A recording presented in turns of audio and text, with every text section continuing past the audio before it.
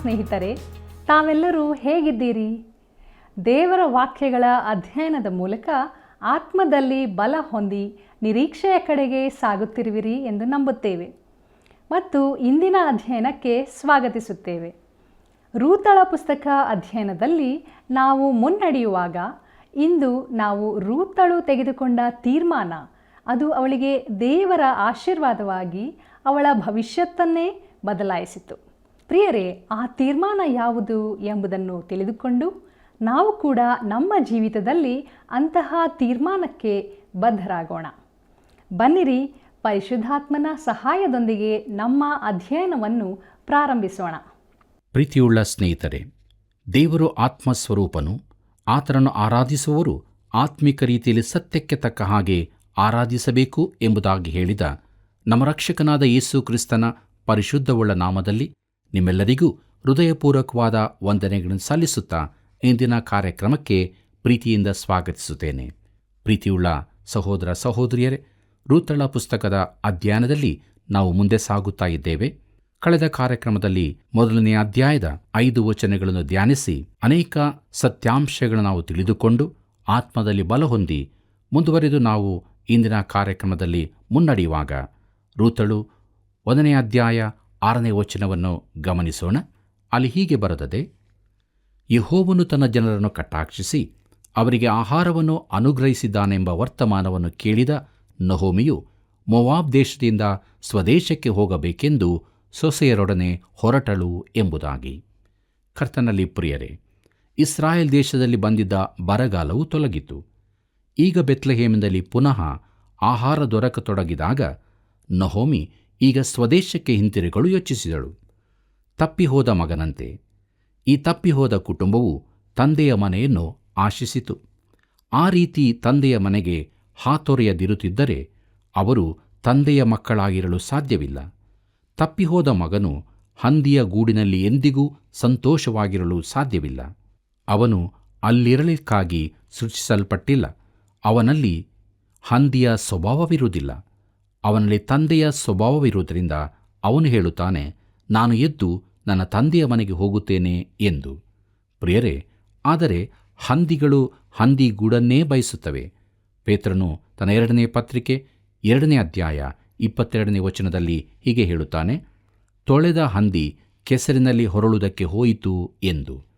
ಪ್ರಿಯರೇ, ಹಂದಿ ಮರಿಯೊಂದು ತಪ್ಪಿಹೋದ ಮಗನೊಂದಿಗೆ ನಾನು ನಿನ್ನ ಜೊತೆಯಲ್ಲಿ ನಿನ್ನ ತಂದೆಯ ಮನೆಗೆ ಬರುತ್ತೇನೆಂದು ಹೇಳಿ ಅವನೊಂದಿಗೆ ಹೋಯಿತು ಎಂದು ತಿಳಿದುಕೊಳ್ಳಿ. ಆದರೆ ಆ ಮನೆಯ ವಾತಾವರಣ ಅದಕ್ಕೆ ಇಷ್ಟವಾಗಲಿಲ್ಲ. ಅಲ್ಲಿನ ಎಲ್ಲವೂ ಶುದ್ಧವಾಗಿದ್ದವು. ಆಗ ಆ ಹಂದಿ ಮರಿ ಆ ಮಗನೊಂದಿಗೆ, ನಾವು ಈ ಆಹಾರವನ್ನೆಲ್ಲ ಪಾತ್ರೆಯಲ್ಲಿ ಹಾಕಿ ಅದರೊಳಗೇನೆ ಯಾಕೆ ಆಡಬಾರದು ಎಂದು ಕೇಳುತ್ತದೆ. ಇಂಥ ಶುದ್ಧ ಸ್ಥಳ ಅದಕ್ಕೆ ಮೆಚ್ಚುಗೆಯಾಗುವುದಿಲ್ಲ. ಅಂತೂ ಕೊನೆಗೆ ಆ ಹಂದಿ ಮರಿ ಎದ್ದು, ನಾನು ನನ್ನ ತಂದೆಯ ಮನೆಗೆ ಹೋಗುತ್ತೇನೆ ಎಂದು ಹೇಳುತ್ತದೆ. ಹಾಗೆಯೇ ಅದು ತನ್ನ ಹಳೆಯ ಹಂದಿಗೂಡಿಗೆ ವಾಪಸ್ಸಾಗುತ್ತದೆ. ಹಂದಿ ಮರಿ ಹಂದಿಗೂಡಿಗೆ ಹೋಗುತ್ತದೆ, ಮಗನಾದರೂ ತಂದೆಯ ಮನೆಗೆ ಹೋಗುತ್ತಾನೆ. ಇದು ಖಂಡಿತವಾದದ್ದು. ಪ್ರಿಯರೇ, ಆದರೆ ಈಗಿನ ಲೋಕದ ಸ್ಥಿತಿಯಲ್ಲಿ ಎಲ್ಲವೂ ಅಡಿಮೇಲಾದ ಹಾಗೆ ಕಾಣುತ್ತದೆ.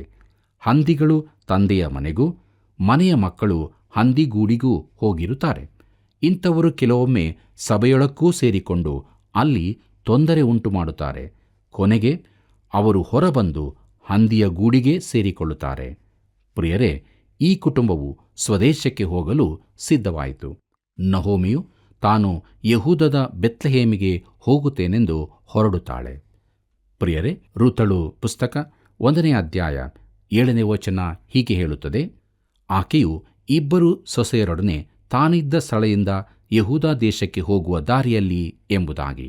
ಕರ್ತನಲ್ಲಿ ಪ್ರಿಯರೇ, ಆಕೆ ಅವರೊಂದಿಗೆ ಒಳ್ಳೆಯ ರೀತಿಯಲ್ಲಿ ಮಾತಾಡುತ್ತಾಳೆ. ಅವರು ಆಕೆಗೆ ಉತ್ತಮ ಸೊಸೆಯಂದಿರಾಗಿದ್ದರು.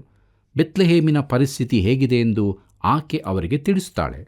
ಇಸ್ರಾಯೇಲರಿಗೆ ಮೋವಾಬ್ಯರೊಂದಿಗೆ ಹೊಕ್ಕು ಬಳಕೆ ಇರಲಿಲ್ಲ ಮತ್ತು ಸಮಾರ್ಯರೊಂದಿಗೆ ಕೂಡ ಹಾಗೆಯೇ ಇಸ್ರಾಯೇಲ್ಯರು ಇದ್ದರು.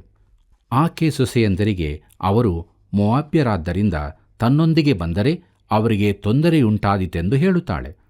ಅವರು ಪುನಃ ವಿವಾಹವಾಗುವುದಕ್ಕೆ ಸಾಧ್ಯವಿರಲಿಲ್ಲ. ಅವರು ಮುಂದೆ ಜೀವಮಾನ ಕಾಲವಿಡೀ ವಿಧವೆಯರಾಗಿಯೇ ಉಳಿದು ಬಡತನದಲ್ಲಿ ಜೀವಿಸಬೇಕಾಗುತ್ತದೆ. ಯಾಕೆಂದರೆ ಅವಳು ತನಗಿದ್ದ ಆಸ್ತಿಯನ್ನೆಲ್ಲ ಕಳಕೊಂಡಿದ್ದಳು. ಮುಂದಕ್ಕೆ ನಾವು ನೋಡುತ್ತೇವೆ, ರೂತಳು 1ನೇ ಅಧ್ಯಾಯ 8ನೇ ವಚನದಲ್ಲಿ, ಅವರಿಗೆ ತಿರುಗಿ ನಿಮ್ಮ ನಿಮ್ಮ ತವರ ಮನೆಗೆ ಹೋಗಿರಿ.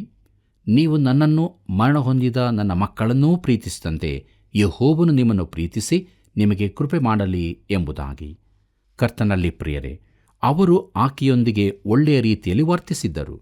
ತನ್ನ ಸೊಸೆ ಒಳ್ಳೆಯವಳೆಂದು ಯಾವ ಅತ್ತೆಯಾದರೂ ಹೇಳುವುದು ಅಪರೂಪ. ಆದರೆ ಇಲ್ಲಿ ನಹೋಮಿಯು ಅವರು ತನ್ನ ಮಕ್ಕಳಿಗೆ ಒಳ್ಳೆ ಹೆಂಡತಿಯರಾಗಿದ್ದಾರೆಂದು ಹೇಳುತ್ತಾಳೆ. ಅವರು ತಮ್ಮ ಸ್ವಂತ ಮನೆಗಳಿಗೆ ಹಿಂದೆ ಹೋಗಬೇಕೆಂದು, ತನ್ನೊಡನೆ ಬಂದರೆ ಅವರಿಗೆ ಕಷ್ಟಗಳೂ ಬರಬಹುದೆಂದು ಹೇಳುತ್ತಾಳೆ. ರೂತಳು 1ನೇ ಅಧ್ಯಾಯ 9ನೇ ವಚನವನ್ನು ಗಮನಿಸೋಣ. ಅಲ್ಲಿ ಹೀಗೆ ಬರೆದದೆ, ನೀವಿಬ್ಬರೂ ಮದುವೆಯಾಗಿ ಗಂಡನ ಮನೆಯಲ್ಲಿ ವಿಶ್ರಾಂತಿಯಂದಿರುವಂತೆ ಯೆಹೋವನು ಅನುಗ್ರಹಿಸಲಿ ಎಂದು ಹೇಳಿ ಅವರನ್ನು ಮುದ್ದಿಟ್ಟಳು. ಆಗ ಅವರು ಗಟ್ಟಿಯಾಗಿ ಹತ್ತು ಎಂಬುದಾಗಿ. ಪ್ರೀತಿಯುಳ್ಳ ದೇವಜನರೇ, ಇದು ನಿಜವಾಗಿಯೂ ಸ್ತ್ರೀಯರ ಹೃದಯವನ್ನು ತೋರಿಸುತ್ತದೆ. ಅವರು ಮೊವಾಬಿನಲ್ಲಿ ಉಳಕೊಂಡರೆ ತಮ್ಮ ಸ್ವಂತದವರಲ್ಲಿ ಗಂಡಂದಿರನ್ನು ಪಡೆಯಬಹುದು. ಆದರೆ ತನ್ನ ಜೊತೆಯಲ್ಲಿ ಬಂದರೆ ಅವರಿಗಿಂತ ಅವಕಾಶ ದೊರೆಯಲಾರದು. ಮೊವಾಬಿನ ಅಂಚಿನಲ್ಲಿ ಈ 3 ಸ್ತ್ರೀಯರು ನಿಂತಿದ್ದಾರೆ. ಒಂದು ವೇಳೆ ನೀವು ಯಾರಾದರೂ ಮೊವಾಬಿಗೆ ಪ್ರವಾಸ ಹೋದರೆ ಇವರ ಕುರಿತಾಗಿ ಯೋಚಿಸಿರಿ. ಅಲ್ಲಿನ ದಾರಿಗಳಲ್ಲಿ ನಿಂತಾಗ ನಿಮ್ಮ ಮನಸ್ಸಿಗೆ ಈ ನಹೋಮಿ, ರೂತ, ಒರ್ಫರ ನೆನಪಾಗಬಹುದು. ಈ ಸ್ತ್ರೀಯರು ಅಲ್ಲಿ ನಿಂತು ಗಟ್ಟಿಯಾಗಿ ಅತ್ತರು ಎಂಬುದಾಗಿ ನಾವು ನೋಡುತ್ತೇವೆ. ಮುಂದಕ್ಕೆ ರೂತಳು 1ನೇ ಅಧ್ಯಾಯ 10ನೇ ವಚನವನ್ನು ಗಮನಿಸೋಣ. ಅಲ್ಲಿ ನಾವು ಹೀಗೆ ನೋಡುತ್ತೇವೆ, ನಾವು ನಿನ್ನ ಜೊತೆಯಲ್ಲೇ ನಿನ್ನ ಸ್ವಜನರ ಬಳಿಗೆ ಬರುತ್ತೇವೆ ಅನ್ನಲು ಎಂಬುದಾಗಿ. ಪ್ರಿಯರೇ, ಅವರ ಮೊದಲ ತೀರ್ಮಾನ ನಾವು ನಿನ್ನ ಜೊತೆಯಲ್ಲೇ ಬರುತ್ತೇವೆ ಎಂಬುದಾಗಿತ್ತು. ರೂತಳು 1ನೇ ಅಧ್ಯಾಯ 11ನೇ ವಚನವನ್ನು ಗಮನಿಸುವುದಾದರೆ ಅಲ್ಲಿ ಹೀಗೆ ಬರೆದದೆ, ಆಕೆಯು, ನನ್ನ ಮಕ್ಕಳೇ, ನೀವು ನನ್ನೊಡನೆ ಬರುವುದೇಕೆ? ಹಿಂತಿರುಗಿ ಹೋಗಿರಿ. ನಿಮಗೆ ಗಂಡಂದಿರನ್ನು ಕೊಡುವುದಕ್ಕೆ ನನ್ನ ಗರ್ಭದಲ್ಲಿ ಬೇರೆ ಮಕ್ಕಳಿಲ್ಲವಲ್ಲ ಎಂಬುದಾಗಿ. ಕರ್ತನಲ್ಲಿ ಪ್ರೀತಿಯುಳ್ಳ ದೇವಜನರೇ, ಮೋಶೆಯ ಧರ್ಮಶಾಸ್ತ್ರದ ಪ್ರಕಾರ ಒಬ್ಬನು ಸತ್ತರೆ ಅವನ ಹೆಂಡತಿಯನ್ನು ಸಮೀಪ ಬಂಧುವು ವಿವಾಹವಾಗಬೇಕಾಗಿತ್ತು. ಇದು ವಿಚಿತ್ರವಾದ ನಿಯಮವಾಗಿತ್ತು. ಈ ಸಂಬಂಧ ಮುಂದಕ್ಕೆ ಏರ್ಪಡುವುದನ್ನು ಇದೇ ಪುಸ್ತಕದಲ್ಲಿ ನಾವು ನೋಡುತ್ತೇವೆ. ನಹೋಮಿಯು ಅವರಿಗೆ ವಾಸ್ತವ ಸಂಗತಿಗಳನ್ನು ತಿಳಿಸುತ್ತಾಳೆ. ಅವರು ತನ್ನೊಂದಿಗೆ ಬಂದರೆ ಅವರಿಗೆ ವಿವಾಹ ಸಂಬಂಧವಾಗದಿರಬಹುದು. ಆಗ ಅವರು ಊರಿನಲ್ಲಿ ಬಹಿಷ್ಕಾರವಾದವರಂತೆ ಜೀವಿಸಬೇಕಾದೀತು. ಯಾಕಂದರೆ ಇಸ್ರಾಯೇಲರಿಗೂ ಮೊವಾಬ್ಯರೊಂದಿಗೆ ಹೊಕ್ಕು ಬಳಕೆ ಇರಲಿಲ್ಲ. ಪ್ರಿಯರೇ, ಮುಂದಕ್ಕೆ ನಾವು ನೋಡುತ್ತೇವೆ, ರೂತಳು 1ನೇ ಅಧ್ಯಾಯ 12ನೇ ವಚನದಲ್ಲಿ, ಮತ್ತೊಬ್ಬನನ್ನು ಮದುವೆ ಮಾಡಿಕೊಳ್ಳುವ ಪ್ರಾಯವು ನನಗೆ ದಾಟಿ ಹೋಯಿತು. ಆದ್ದರಿಂದ ನನ್ನ ಮಕ್ಕಳೇ, ನೀವು ಹಿಂತಿರುಗಿ ಹೋಗಿರಿ. ಒಂದು ವೇಳೆ ನಿರೀಕ್ಷೆಯಿಂದ ಇವತ್ತೇ ಒಬ್ಬ ಗಂಡನನ್ನು ಕೂಡಿ ಮಕ್ಕಳನ್ನು ಹೆತ್ತರೂ ಎಂಬುದಾಗಿ. ಪ್ರಿಯರೇ, ಅವರು ತಮ್ಮ ಸ್ವದೇಶ ಮೊವಾಬಿನಲ್ಲೇ ಉಳಿಯಬೇಕೆಂದು ನಹೋಮಿಯು ಒತ್ತಾಯಿಸುತ್ತಾಳೆ. ಆಕೆ ಸ್ಪಷ್ಟವಾಗಿ ಮಾತನಾಡುತ್ತಾಳೆ. ಒಂದು ವೇಳೆ ನನಗೆ ಇನ್ನೂ ಮಕ್ಕಳಾದರೂ ಅವರು ದೊಡ್ಡವರಾಗುವ ತನಕ ಕಾಯುತ್ತೀರೋ? ಅದು ಖಂಡಿತ ಸಾಧ್ಯವಾಗದ ಮಾತು. ರೂತಳು 1ನೇ ಅಧ್ಯಾಯ 13ನೇ ವಚನ ಹೀಗೆ ಹೇಳುತ್ತದೆ, ಅವರು ದೊಡ್ಡವರಾಗುವ ತನಕ ಕಾದಿರುವಿರೋ? ಅಲ್ಲಿಯವರೆಗೂ ಗಂಡಂದಿರಿಲ್ಲದೆ ಇರುವಿರೋ? ನನ್ನ ಮಕ್ಕಳೇ, ಹಾಗೆ ಮಾಡಬೇಡಿರಿ. ಯೆಹೋವನ ಹಸ್ತವು ನನಗೆ ವಿರೋಧವಾಗಿರುವುದರಿಂದ ನಿಮಗೋಸ್ಕರ ಬಹಳ ದುಃಖಪಡುತ್ತೇನೆ ಅಂದಳು ಎಂಬುದಾಗಿ. ಪ್ರೀತಿಯುಳ್ಳ ದೇವಜನರೇ, ದೇವರು ನಹೋಮಿಯ ಕುಟುಂಬವನ್ನು ದಂಡಿಸಿದ್ದಾನೆ. ಅದನ್ನು ಅವರು ಸಹಿಸಿಕೊಳ್ಳಲೇಬೇಕಾಗಿದೆ. ಆ ಕಾರಣಕ್ಕಾಗಿ ಅವರು ತನ್ನೊಂದಿಗೆ ಬರುವುದು ಅವಳಿಗೆ ಇಷ್ಟವಿರಲಿಲ್ಲ. ಮುಂದಕ್ಕೆ ನಾವು ನೋಡೋಣ. ರೂತಳು 1ನೇ ಅಧ್ಯಾಯ 14ನೇ ವಚನವನ್ನು ಅಲ್ಲಿ ಹೀಗೆ ನೋಡುತ್ತೇವೆ, ಆಗ ಅವರು ತಿರುಗಿ ಗಟ್ಟಿಯಾಗಿ ಅತ್ತರು. ಒರ್ಫಳು ಅತ್ತೆಯನ್ನು ಮುದ್ದಿಟ್ಟು ಹೊರಟು ಹೋದಳು. ರೂತಳಾದಳು ಅತ್ತೆಯನ್ನೇ ಅಂಟಿಕೊಂಡಳು ಎಂಬುದಾಗಿ. ಪ್ರೀತಿಯುಳ್ಳ ದೇವಜನರೇ, ಇಲ್ಲಿ ವಿದಾಯದ ದೃಶ್ಯ ನೋಡುತ್ತೇವೆ. ಮೊವಾಬಿನ ಯಾವ ರಸ್ತೆ ತಿರುವಿಗೆ ಬಂದರೂ ಈ 3 ಸ್ತ್ರೀಯರ ಚಿತ್ರ ನಿಮಗೆದುರಾಗಬಹುದು. ಅವರು ಅಳುವುದನ್ನು ನೋಡುವಾಗ ಯಾವ ವಿಶೇಷವೂ ಆದಂತೆ ಕಾಣದಿರಬಹುದು. ಆದರೆ ಅಲ್ಲಿ ಒಂದು ಅತಿ ವಿಶೇಷ ತೀರ್ಮಾನ ತೆಗೆದುಕೊಳ್ಳಲ್ಪಟ್ಟಿತು ಮತ್ತು ಯೇಸು ಕ್ರಿಸ್ತನು ಬೆತ್ಲೆಹೇಮಿನಲ್ಲಿ ಜನಿಸುತ್ತಾನೋ ಇಲ್ಲವೋ ಎಂಬ ಸಂಗತಿಯು ನಿರ್ಧರಿಸಲ್ಪಡಲಿಕ್ಕಿತ್ತು. ಹಾಗಿದ್ದಲ್ಲಿ ಮೂಡಣದ ಪಂಡಿತರು ಅಲ್ಲಿಗೆ ಬರುತ್ತಿರಲಿಲ್ಲ. ಈ ಸಂಗತಿಗಳು ನಮಗೆ ಮುಖ್ಯವಾದದ್ದಾಗಿ ಕಾಣಲಿಕ್ಕಿಲ್ಲ. ಆದರೆ ಪ್ರಿಯರೇ, ಒಂದು ಅತೀ ಮುಖ್ಯ ತೀರ್ಮಾನ ತೆಗೆದುಕೊಳ್ಳಲ್ಪಟ್ಟಿತು. ಒರ್ಫಳು ನಹೋಮಿಗೆ ಮುದ್ದಿಟ್ಟು ಹೊರಟು ಹೋದಳು. ಆದರೆ ರೂತಳು ಅತ್ತೆಯನ್ನೇ ಅಂಟಿಕೊಂಡಳು. ಒರ್ಫಳು ಹಿಂತಿರುಗಿ ಹೋದಳು. ನಹೋಮಿ ಆಕೆಗೆ ಇದನ್ನೇ ಹೇಳಿದ್ದಳು. ಪ್ರೀತಿಯುಳ್ಳ ದೇವಜನರೇ, ರೂತಳು 1ನೇ ಅಧ್ಯಾಯ 15ನೇ ವಚನವನ್ನು ಗಮನಿಸೋಣ. ಅಲ್ಲಿ ಹೀಗೆ ಬರೆದದೆ: ನಹೋಮಿಯು ರೂತಳಿಗೆ, ಇಗೋ, ನಿನ್ನ ಓರಗಿತ್ತಿಯು ತಿರುಗಿ ತನ್ನ ಜನರ ಬಳಿಗೂ ದೇವತೆಗಳ ಬಳಿಗೂ ಹೋಗುತ್ತಾಳೆ, ನೀನು ಆಕೆಯ ಜೊತೆಯಲ್ಲಿ ಹೋಗು ಅಂದಾಗ ಎಂಬುದಾಗಿ. ಪ್ರೀತಿಯುಳ್ಳ ಸಹೋದರ ಸಹೋದರಿಯರೇ, ಒರ್ಫಳು ಹಿಂತಿರುಗಿ ಹೋಗಲು ತೀರ್ಮಾನಿಸಿದಳು. ಆಕೆಯ ತೀರ್ಮಾನ ಸರಿಯಾಗಿದ್ದಿರಲಿಕ್ಕಿಲ್ಲ. ಆಕೆ ದೇವರಲ್ಲದವುಗಳ ಪೂಜೆಗೆ ತಿರುಗಿಕೊಂಡಳು. ಹೀಗೆ ಆಕೆ ಹಿಂತಿರುಗಿದ ಬಳಿಕ ಅವಳ ಹೆಸರು ಚರಿತ್ರೆಯಿಂದ ಮಾಯವಾಯಿತು. ನಾವು ಅವಳ ಕುರಿತು ಮುಂದೆ ಎಂದೂ ಕೇಳುವುದಿಲ್ಲ.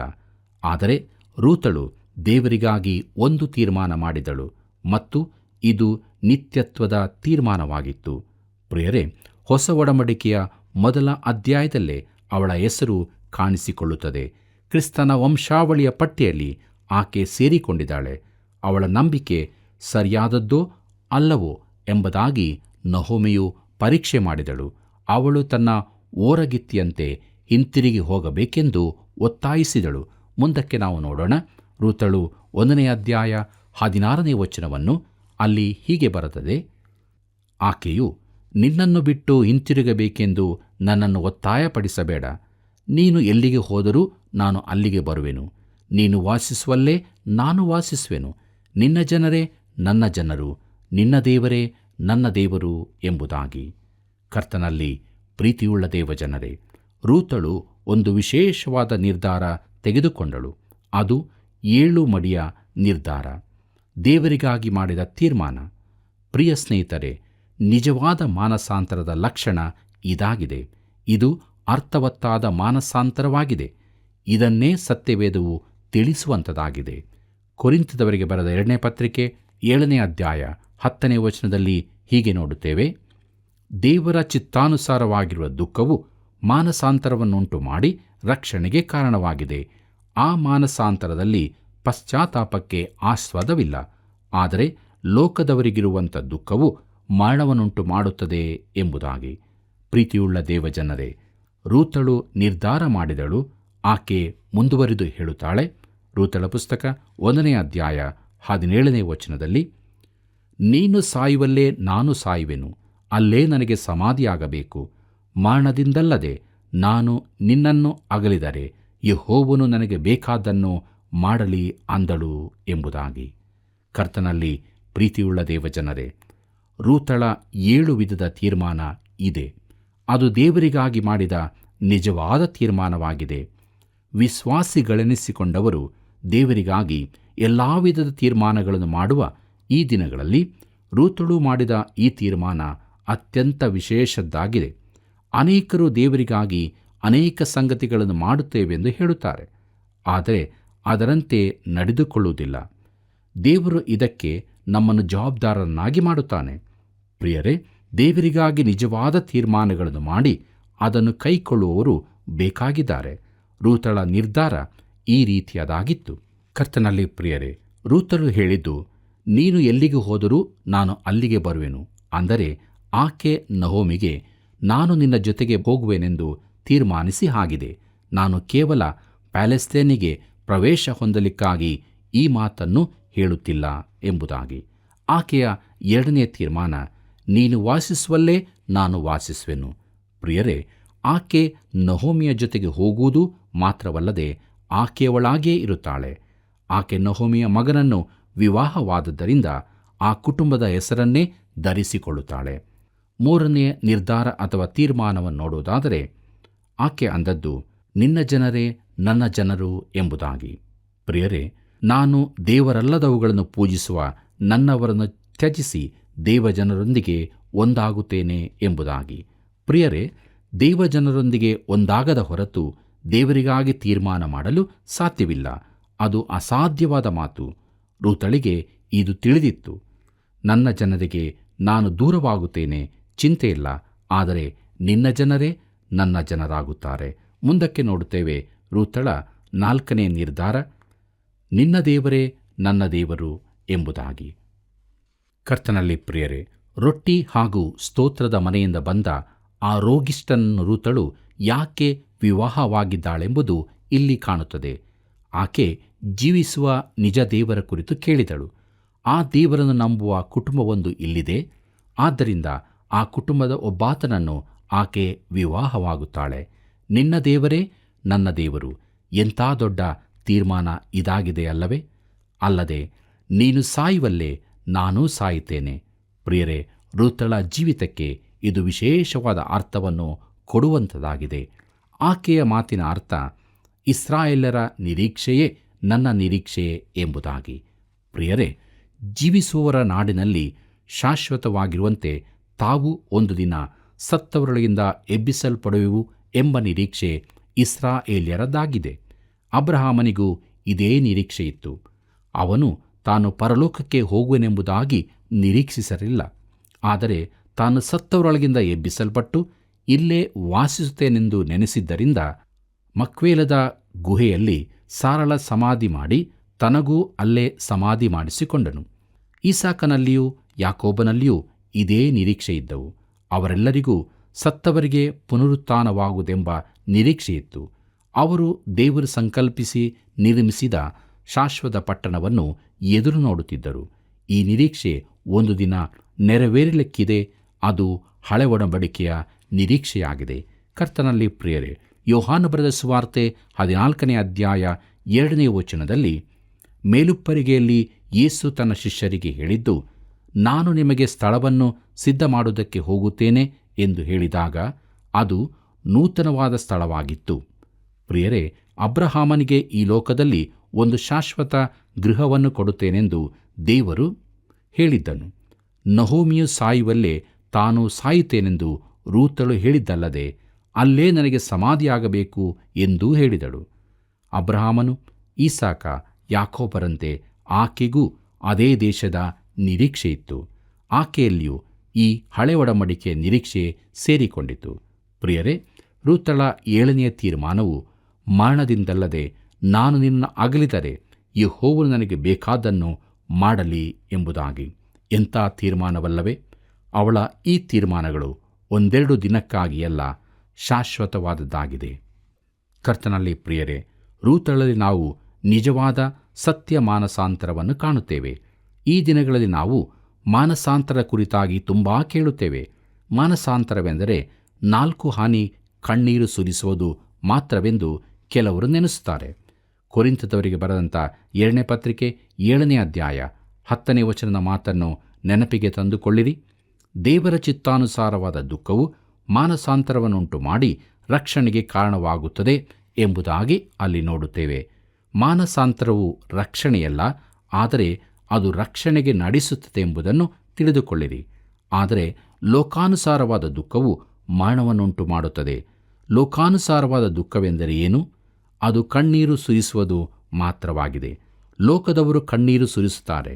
ಈ 3 ಮಂದಿ ಸ್ತ್ರೀಯರನ್ನು ಮತ್ತೊಮ್ಮೆ ಯೋಚಿಸಿರಿ. ಓರ್ಫಳು ರೂತಳಂತೆ ಕಣ್ಣೀರು ಸುರಿಸಿದಳು. ಹಾಗಾದರೆ ಈ ಇಬ್ಬರಲ್ಲಿನ ವ್ಯತ್ಯಾಸವೇನು? ಅದು ನಮಗೆ ಕಾಣುವಂಥದ್ದೇ. ಓರ್ಫಳು ತುಂಬ ಕಣ್ಣೀರು ಸುರಿಸಿದರೂ ಅವಳ ಮಾನಸಾಂತರ ನಿಜವಾದದ್ದಾಗಿರಲಿಲ್ಲ. ನಿಜ ಮಾನಸಾಂತರವೆಂದರೆ ಏನು? ಕೊರಿಂಥದವರಿಗೆ ಬರೆದಂಥ 2ನೇ ಪತ್ರಿಕೆ 7ನೇ ಅಧ್ಯಾಯ 10ನೇ ವಚನದಲ್ಲಿ ಉಪಯೋಗವಾದ ಶಬ್ದದ ಗ್ರೀಕ್ ಮೂಲ ಮೆಟನೋಯಿಯಾ ಎಂದು. ಅದರ ಅರ್ಥ ಮನಸ್ಸನ್ನು ಬೇರೆ ಮಾಡಿಕೊಂಡು ಸಂಪೂರ್ಣ ವಿರುದ್ಧ ದಿಕ್ಕಿಗೆ ತಿರುಗಿಕೊಳ್ಳುವುದು ಎಂದರ್ಥ. ಪ್ರಿಯರೇ, ಅನೇಕರು ಪಾಪ ಬೋಧ ಉಂಟಾಗಿ ಬದಲಾಗಲು ಮನಸ್ಸು ಮಾಡುತ್ತಾರೆ. ಸ್ವಲ್ಪ ಕಣ್ಣೀರು ಸುರಿಸಿ ಆ ಬಳಿಕ ಯಾವ ಬದಲಾವಣೆ ಇಲ್ಲದೆ ಮೊದಲಿನ ದಾರಿಯಲ್ಲೇ ಸಾಗುತ್ತಾರೆ. ಓರ್ಫಳು ಮಾಡಿದ್ದು ಇದನ್ನೇ. ಆಕೆ ರೂತಳೊಂದಿಗೆ ಕಣ್ಣೀರು ಸುರಿಸಿದಳು. ಆದರೆ ಆಕೆ ಬೆತ್ಲೆಹೇಮಿಗೆ ಹೋಗಿ ದೇವರಿಗಾಗಿ ನಿಲ್ಲುವ ತೀರ್ಮಾನ ಮಾಡಲಿಲ್ಲ. ಆಕೆ ಪುನಃ ದೇವರಲ್ಲದವುಗಳ ಪೂಜೆಯ ಕಡೆಗೇನೆ ತಿರುಗಿಕೊಂಡಳು. ಈ ದಿನಗಳಲ್ಲಿ ಅನೇಕರು ಈ ರೀತಿ ಇದ್ದಾರೆ. ಸ್ವಲ್ಪ ಕಣ್ಣೀರು ಸುರಿಸುತ್ತಾರೆ, ಆದರೆ ನಿಜ ಮಾನಸಾಂತರವಿರುವುದಿಲ್ಲ. ಕರ್ತನಲ್ಲಿ ಪ್ರಿಯರೇ, ಅನೇಕ ವರ್ಷಗಳ ಹಿಂದೆ ಮಿಸಿಸಿಪ್ಪಿ ನದಿಯಲ್ಲಿ ಉಗಿ ಹಡಗೊಂದು ಸಂಚರಿಸುತ್ತಿತ್ತು. ಅದರಲ್ಲಿ ನೀರು ಕುದಿಸುವ ಚಿಕ್ಕ ಬಾಯ್ಲರ್ ಹಾಗೂ ತುಂಬ ಸದ್ದು ಮಾಡುವ ವಿಸಿಲ್ ಇತ್ತು. ನದಿಯ ಪ್ರವಾಹದೊಂದಿಗೆ ಹೋಗುವಾಗ ಆ ವಿಸಿಲ್ ಹೆಚ್ಚು ಸದ್ದು ಮಾಡುತ್ತಿರಲಿಲ್ಲ, ಆದರೆ ಪ್ರವಾಹದೆದುರಿಗೆ ಹೋಗುವಾಗ ಹೆಚ್ಚು ಸದ್ದು ಮಾಡುತ್ತಿತ್ತು. ಈ ದಿನಗಳಲ್ಲಿ ಇಂಥವರೇ ಇರುತ್ತಾರೆ. ಅವರು ನಿಜವಾದ ರಕ್ಷಣೆಯ ಅನುಭವಕ್ಕೆ ಬಂದಿರುತ್ತಿಲ್ಲ, ಆದರೆ ಕಣ್ಣೀರಿನಿಂದ ಸಾಕ್ಷಿ ಕೊಡುತ್ತಾರೆ, ಭಾವನಾತ್ಮಕವಾಗಿ ಮಾತನಾಡುತ್ತಾರೆ, ಆದರೆ ಜೀವಿತಗಳು ಅದಕ್ಕೆ ಸರಿಯಾಗಿ ಇರುವುದಿಲ್ಲ. ಅವರು ಕೇವಲ ಒರ್ಫಳಂತೆ ಇರುತ್ತಾರೆ.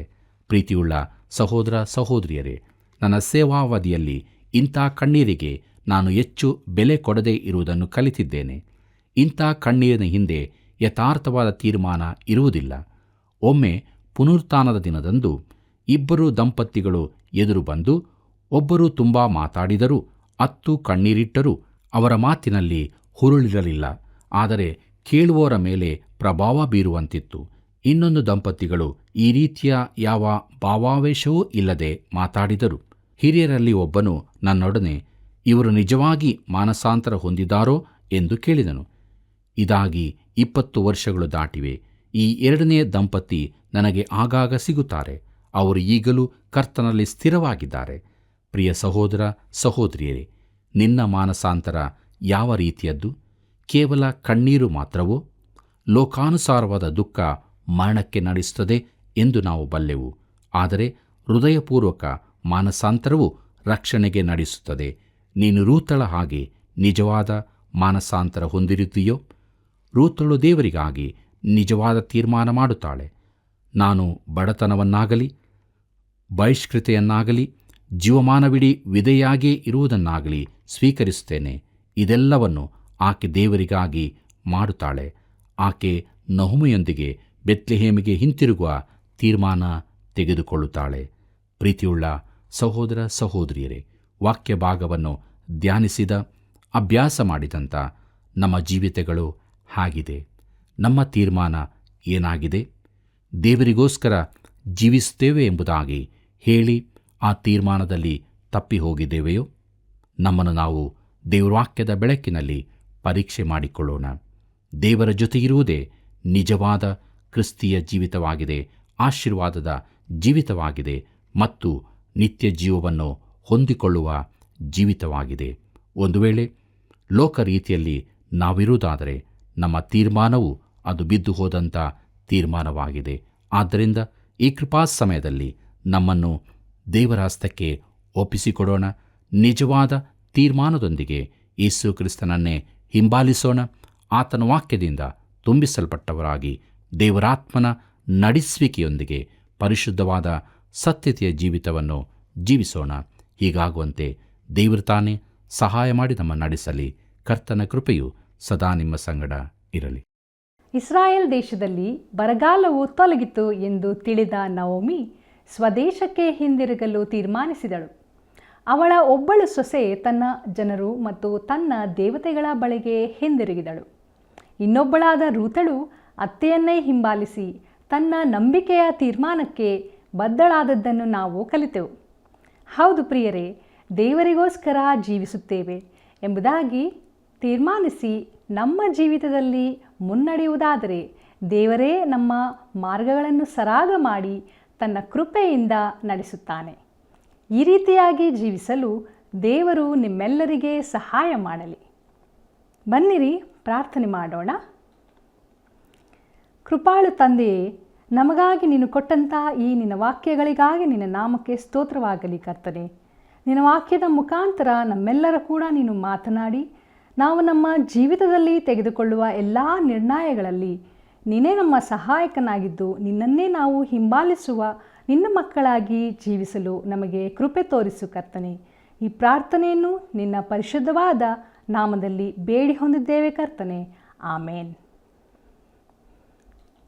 ಪ್ರಿಯರೇ, ಮತ್ತೊಂದು ಜೀವಿತಕ್ಕೆ ದೇವರನ್ನು ತಿಳಿಸುವ ಸಮಗ್ರ ಸತ್ಯವೇದ ಅಧ್ಯಯನ ಕಾರ್ಯಕ್ರಮದ ಅಭಿವೃದ್ಧಿಗಾಗಿ ವಿಸ್ತರಣೆಗಾಗಿ ನಿಮ್ಮ ಅಮೂಲ್ಯ ಕರೆಗಳು ಬಹು ಅಗತ್ಯವಾಗಿದೆ.